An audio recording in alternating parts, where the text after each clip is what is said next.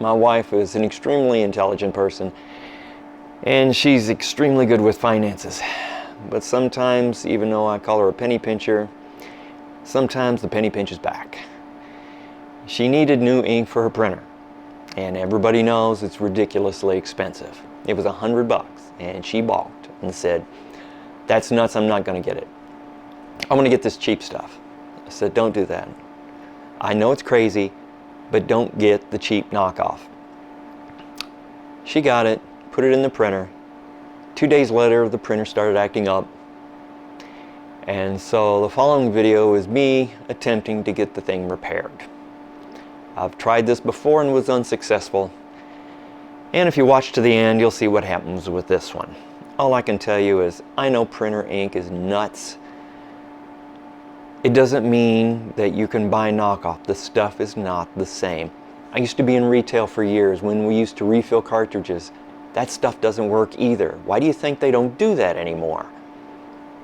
It's not worth trying to get a new printer unless you like getting a new printer every time your cartridges run out. I know it's almost the same, but we have a decent printer, sort of mid-range, and I didn't want to do that. So I hope you liked the video, and my wife says, go ahead, blame me. So I do just a little bit, but she's great. So. And my wife has an HP OfficeJet Pro 8600 Plus. I know there's several HPs at least that are very similar to this. All you do is open the access door where you normally put in the ink cartridges. Give it a second and the cartridge carrier moves to the left. I'm going to go ahead and take out all the cartridges.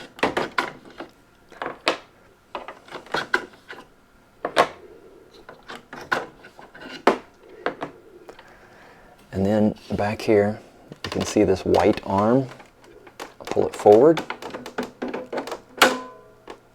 And it unlocks the cartridge and head assembly. And basically you tilt it down and pull forward, and the entire assembly comes out. Like that. Now I went on Amazon and got this print head cleaning kit. There's nothing special about it. There's several different brands on there. But basically, they consist of a liquid, a syringe, and a small plastic pipe in there to attach to your print head where the ink goes in on each cartridge. Okay, we put the hose, do our best. Put the hose on the syringe. Finally, all right, I got this nice stained plastic bucket because this could be a mess. Now take a look inside and you'll see I'll use the little hose to point with. You'll see deep in here, these are the nozzles you need to attach the plastic tube to one at a time, and then squirt the fluid in. The two worst ones are the yellow and, what was it, the blue? Heck, I can't even remember. The thing is that all four of these have had that cheap ink in them, so I'm going to clean all four of them no matter what. There. Okay. Now you can see. I've got it on the yellow nozzle. Try to inject some fluid, and you can see it's already coming through. Look at the yellow.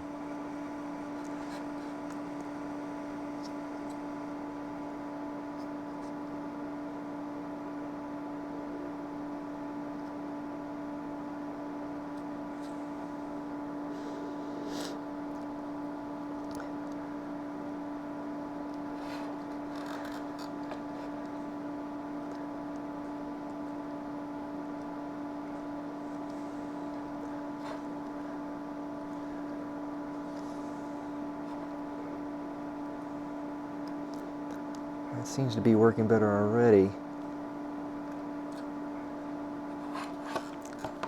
Because there were a lot more jets visible on the near the end than there was at the beginning. Okay, the blue's attached.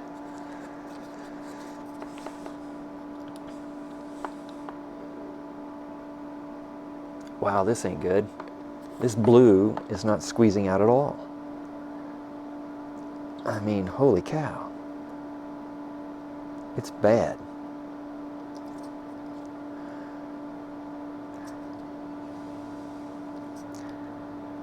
Wow. Now look, and it gets, see, it back feeds into the syringe. Whoa! Well, that's what we call a blowout. Yes, it went everywhere. Because it's so bad, the blue is so badly clogged, it won't come out. Wow. Boy, I'm glad I used this big, and I was going to use something small. I'm glad I used a big bucket. Holy cow. I have to do some work on this blue. I may heat up the fluid. It mentions heating the fluid up on the little instruction sheet, and I may have to do that.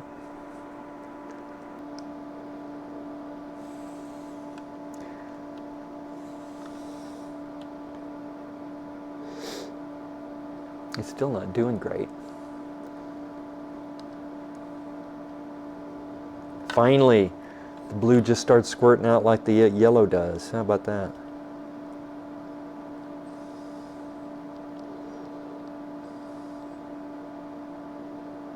I think we're getting somewhere.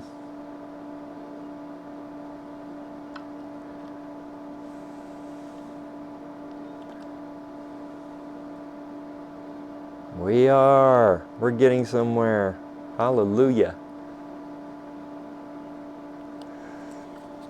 But I'm going to do that again. The blue is just awful.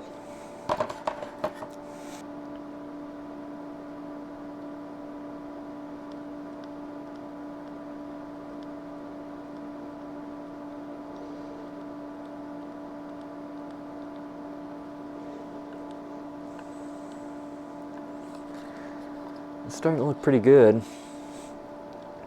Now, the black and the red didn't have any problems yet, but they also had those cheap cartridges in them. So it just may be a problem laying in wait till I try to put the cartridges back in. So we're going to do all four just in case. Just in case. Here's the red, or the magenta, whatever that likes to be called.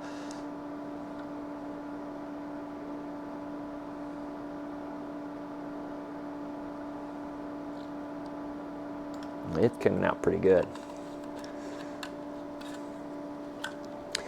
Alright, even though the black was alright, I'm going to do the black as well.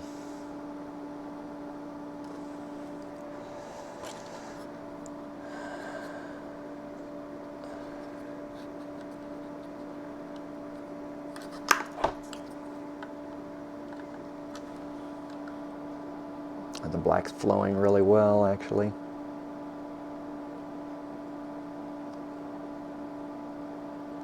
The black's flowing very well. Hopefully we're not going to have any trouble with that one. Well, that's the last of the bottle. And now that my work surface is permanently stained, I'm going to hope that that takes care of that. The head looks pretty good. I'm going to take a Q-tip and get the last of this cleaning solution and clean around the border of the head itself.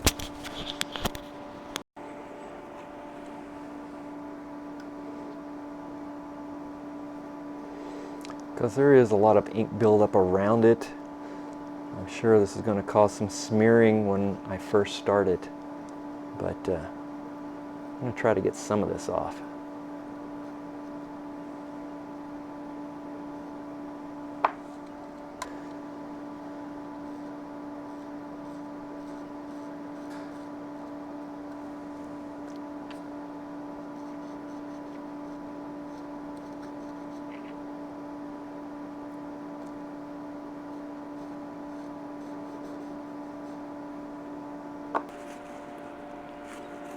Okay, there's the print head. I'm hoping this will take care of it. Make sure that, I mean, that stuff went everywhere. Make sure there's no liquid on the printed circuit board. That will be on the back. Keep making sure you don't touch the print head itself. Get rid of all this stuff. You're going to spread it all over the place when you try to put it in. It is ink, you know. And boy, it went everywhere.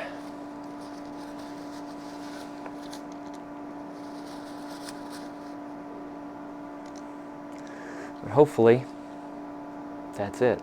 Well, let's find out.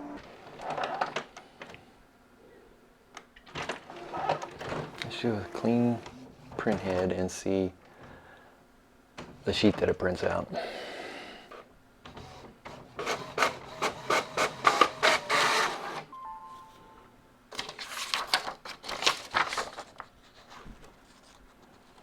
Okay, I think it's getting stronger. I'm going to put you down and I'm going to run this several times and we'll see how it comes out.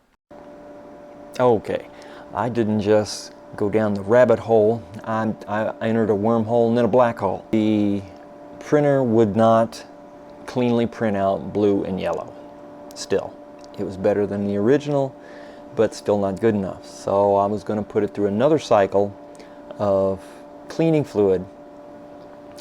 And when I was doing the blue, I was squeezing the hypo and I heard a pop. At that point, the cleaning fluid only came out of the back of the assembly. Nothing came out of the head. And I knew I had destroyed it. So I thought, well, since it's destroyed, let's open it up and find out exactly how it broke. And this is the first time I've ever opened a head, and I couldn't believe the design and what actually broke. Now here's the ports where the cartridges go, and the cartridges put the ink through these ports into these plastic chambers. And then the chambers feed them with a valve down through the print head. But what gets me is that they're solid plastic except for the top. The top is simply a piece of plastic. Maybe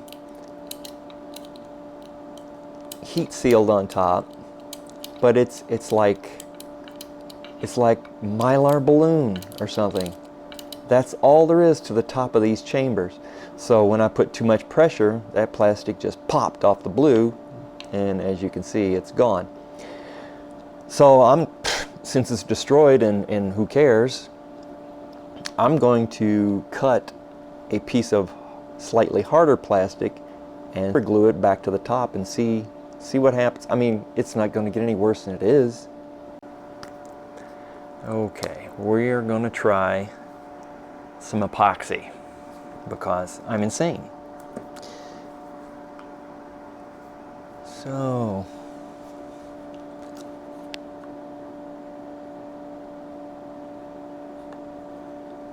I sure don't need very much. Some epoxy, an equal amount of hardener.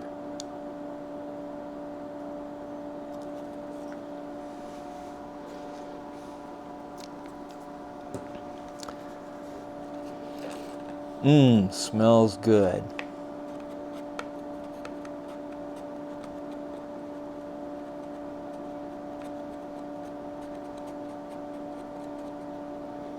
All right.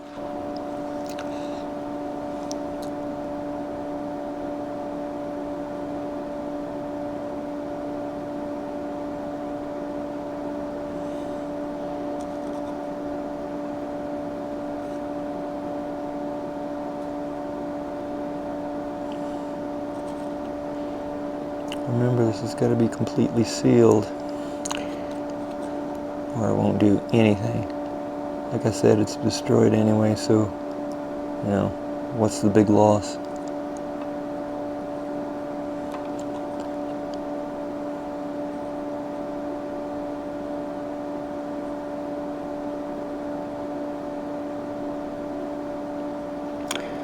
Okay,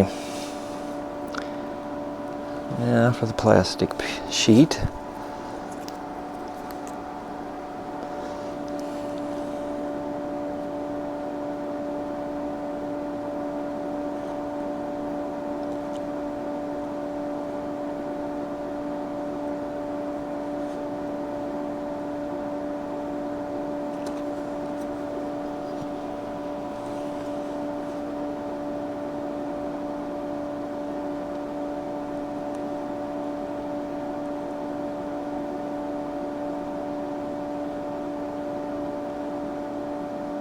And we let that harden. Okay, let's reassemble this disaster.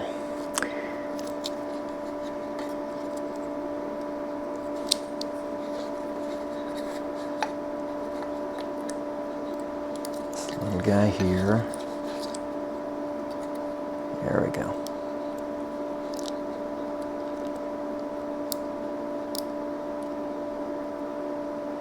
There.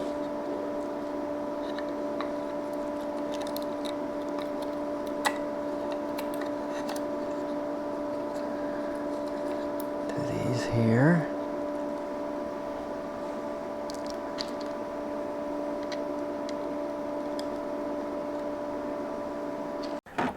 Okay, we're going to try to get this assembly back in this printer.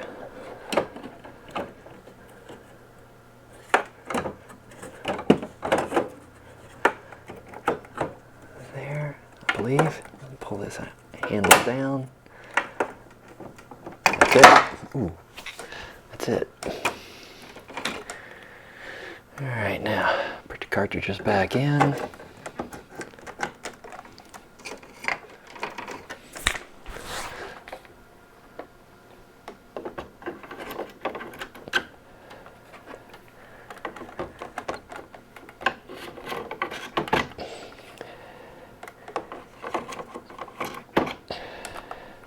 Okay.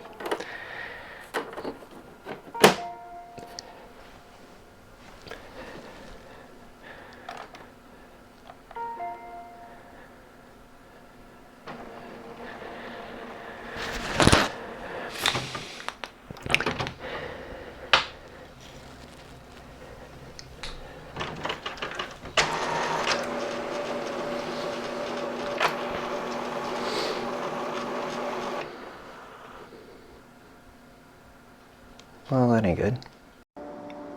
Okay, I give, Uncle. I've tried everything.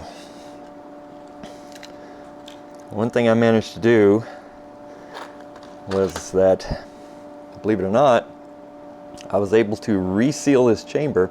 I cut out a piece of plastic and super glued it on top, and that worked. The chamber doesn't leak when you put cleaning fluid in through the inlet. It actually comes out through the head, so I thought I solved everything. But I reassembled the head, put it back in the printer, and all the printer does is say that there's a problem with the ink system. So I mean, I've disassembled everything. I took it down completely. I cleaned. These are contacts to the, I think they're piezoelectric pumps down inside those chambers. I've cleaned all that. I've cleaned the contacts to them. I've checked everything over and over with a meter. Everything's fine. I think what happened was that when I overpressurized this chamber and blew the top, I also damaged the pump, and that's impossible to fix. So I'm done. Sorry, this is one of those that got away. All I can say is I know ink is ridiculously expensive. I'll be the first to tell you, because I go through a lot of paperwork in my job, and I hate buying ink. It's insane. But I'm telling you, if you want to waste more money, buy knockoff printer ink. She bought this stuff for $15 instead of the $100 that it costs for the real stuff. But the problem is that it's not the same. These things, even though the ink's ridiculously expensive, the ink is made for this device. The particles of the ink or a certain size. The consistency and the thickness of the liquid itself is made for this device. And you put in cheap ink that's not made for this, and the first thing it does is it jams everything. And you're screwed. You're just screwed. I've worked on 3 different heads on 3 different printers over the years, and even with a cleaning kit, I've never been able to bring one back to life. You jam this thing full of crappy ink and it won't come out. You're screwed. I hate that. But there's nothing I can do about it. There's some pieces you just can't get any further into. They're sealed. So that's my message, folks. Buckle down, put a crowbar in your wallet, whatever printer you have, and buy the real ink if you want to keep using that printer for a while. If not, get a new printer. I know sometimes you can get a printer that's cheaper, almost as cheap as buying a set full of ink, but me, I have to print out so many documents. I have to have a good, decent printer. It's not the cheapest one out there. It's not that expensive, but it's not the cheapest, and I'd like to keep it running. So sorry folks, a whole video of me accomplishing squat other than a warning. Catch you next time.